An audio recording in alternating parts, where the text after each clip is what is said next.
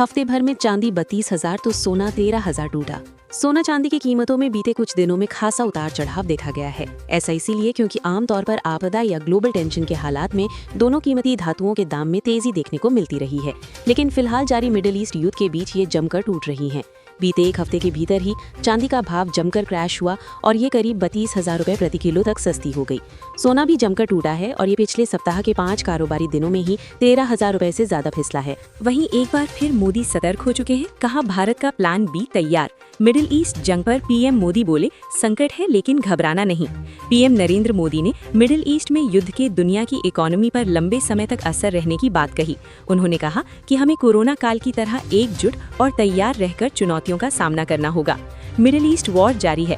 America, Israel और Iran के बीच संघर्ष 24वें दिन में एंट्री ले चुका है। इस बीच हॉर्मुज बंद होने से दुनिया के कई देशों में तेल गैस संकट गहराया हुआ है, खासतौर पर उन देशों में जो ऊर्जा की आयात पर निर्भर हैं।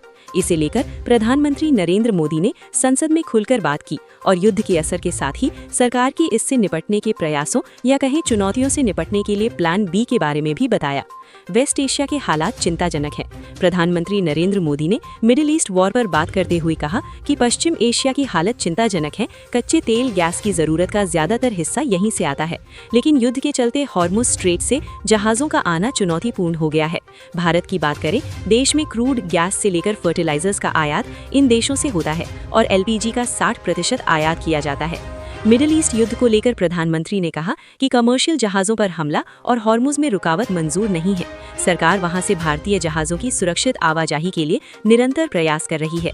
उन्होंने कहा कि स्थितियों पर पैनी नजर रखी जा रही है और सरकार पूरी तरह से सतर्क मोड में है।